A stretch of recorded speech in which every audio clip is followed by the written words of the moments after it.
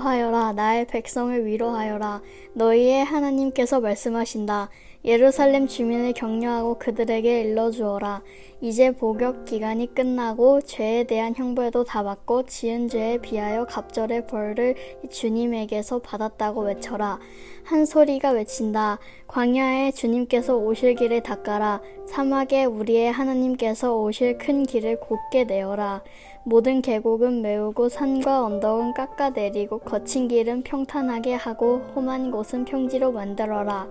주님의 영광이 나타날 것이니 모든 사람이 그것을 함께 볼 것이다. 이것은 주님께서 친히 약속하신 것이다. 한 소리가 외친다. 너는 외쳐라. 그래서 내가 무엇이라고 외쳐야 합니까? 하고 물었다. 모든 육체는 풀이요 그의 모든 아름다움은 들의 꽃과 같을 뿐이다. 주님께서 그 위에 입김을 부시면 풀은 마르고 꽃은 시든다. 그렇다. 이 백성은 풀에 지나지 않는다. 풀은 마르고 꽃은 시드나 우리의 하나님의 말씀은 영원히 서 있다.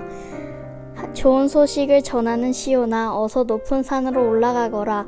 아름다운 소식을 전하는 예루살렘아, 너의 목소리를 힘껏 높여라. 두려워하지 말고 소리를 높여라.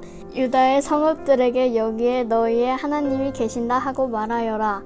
만군의 주 하나님께서 오신다. 그가 권세를 잡고 친히 다스리실 것이다. 보아라, 그가 백성에게 주실 상급을 가지고 오신다. 백성에게 주실 보상을 가지고 오신다.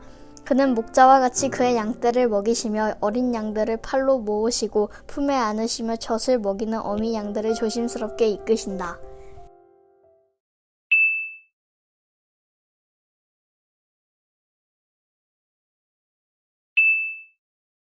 여러분, 월요일 아침입니다.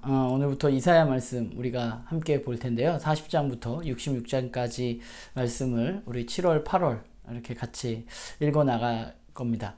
오늘 말씀은 이사야 40장 1절부터 11절까지의 말씀입니다. 먼저 문단을 나눠보면요. 저는 오늘 4개를 나눴는데 1절부터 2절까지는 선포된 위로의 말씀, 그리고 3절부터 5절은 여호와께서 오실 것이다. 그리고 6절부터 8절은 영원한 하나님의 말씀, 그리고 9절부터 11절은 진짜 아름다운 소식, 이렇게 나누어 보았습니다. 이사야는 크게 세 부분으로 나눕니다. 제1이사야, 제2이사야, 제3이사야 이렇게 나누는데요. 오늘 40장부터가 바로 제2이사야라고 불리는 것입니다. 시대적으로는 바벨론 포로기에 선포되어졌던 말씀입니다. 사실 이 내용은 전도사님이 이사야 어떻게 읽을 것인가에 너무 잘 설명을 해주셨으니까 그 영상을 여러분들 다시 보시면 좋을 것 같아요. 제가 여기 위에, 여긴가? 아무튼 위에 있으니까 여러분들 들어가셔서 영상을 한번 꼭 보시고 이사야 말씀을 읽으면 여러분들 이사야 읽기에 굉장히 큰 도움이 될 것 같습니다. 하나님이 이제 이스라엘 민족에게, 내 백성인 이스라엘 민족에게 위로의 말씀을 선포하십니다. 사실 우리가 그 39장까지를 작년에 읽었었어요. 작년 여름에 읽고 이제 1년 만에 40장부터 읽게 되는데요.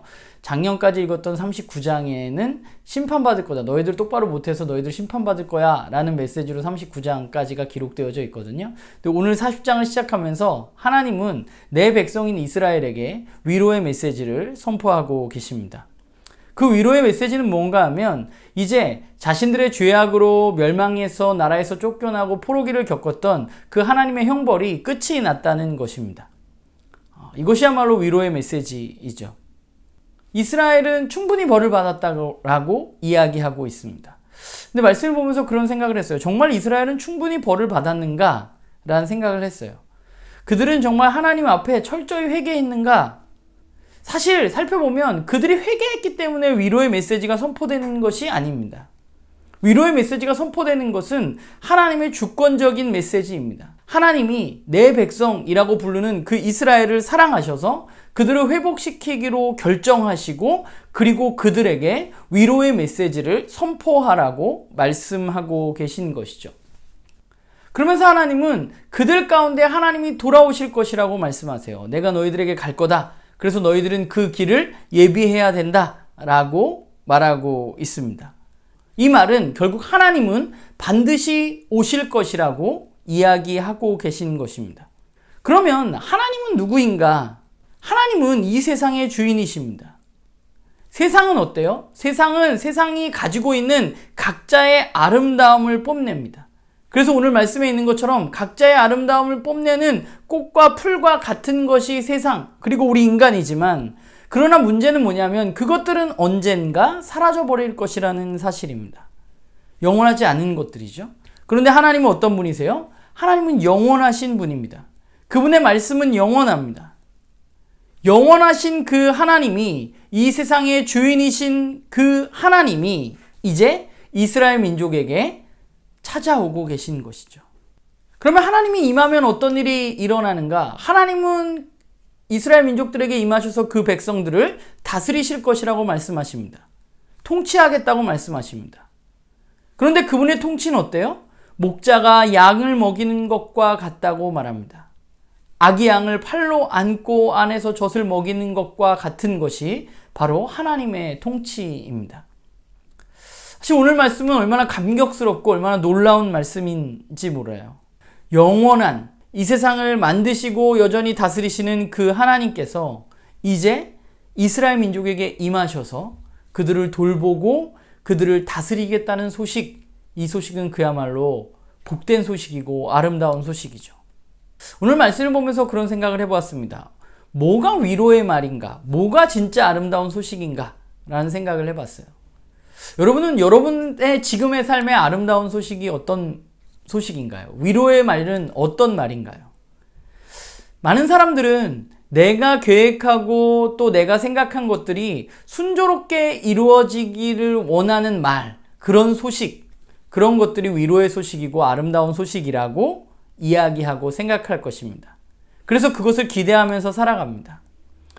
그런데 진짜 아름다운 소식은 무엇이냐 하면 그 소식은 바로 이 세상의 주인이신 그 영원하신 하나님께서 나의 삶, 우리의 삶에 찾아오셔서 다스리시겠다는 것입니다.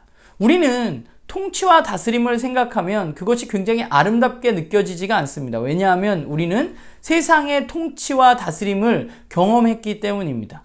세상의 통치와 다스림은 어때요? 힘으로 내리누르는 그런 다스림이죠. 위에 있는 사람이 아래 사람을 내리누르는 다스림입니다. 그런 것을 경험했기 때문에 이 다스림이 그렇게 기쁜 소식이라고 생각하지 않습니다. 답답하게 할 것 같아요, 제 자신을. 그런데 하나님의 다스림은 다릅니다. 그분은 강하지만 그 강함으로 우리를 내리누르시는 것이 아니라 목자가 양떼를 돌보듯이 우리를 품 안에 안고 우리를 돌보는 다스림입니다. 우리가 그런 것들을 경험해 보지 못했기 때문에 우리는 이게 진짜 기쁜 소식이야? 아름다운 소식이야? 생각할 수 있지만 그분의 다스림을 우리는 누릴 수 있는 사람들이 된 것이죠. 여러분은 뭘 갈망하면서 살아가시고 계신지 모르겠어요. 혹시 저나 여러분이 풀과 꽃과 같이 사라져버릴 것들을, 그런 세상의 아름다움을 추구하면서 살아가고 있는 것은 아닌가? 영원하지 않은 것을 마치 영원한 것처럼 생각하면서 살아가는 것은 아닌가 하면서 오늘 말씀을 좀 묵상해 봅니다. 영원하지 않은 것을 추구하는 삶이 아니라 영원하신 하나님을 추구하는 것이 더 지혜로운 삶입니다. 그것이 더 합당한 거예요. 하나님의 다스림은 세상의 다스림과는 다르고, 그렇기 때문에 그분의 다스림, 우리의 목자 되시는 그분의 품 안에 안기는 것을 갈망하면서 살아가는 것, 그 삶이 우리에게 진짜 행복한 것이죠. 오늘 말씀을 읽으면서 여러분들 감격하셨는지 모르겠어요. 감격으로 받아들여야 되거든요. 왜냐하면 적용해보면 이스라엘 민족은 포로기를 겪었지만 우리는 어때요? 죄의 문제로 허덕이면서 죄의 지배를 벗어날 수 없었던 그런 나에게 들려오는 한 소리가 있는 것이죠.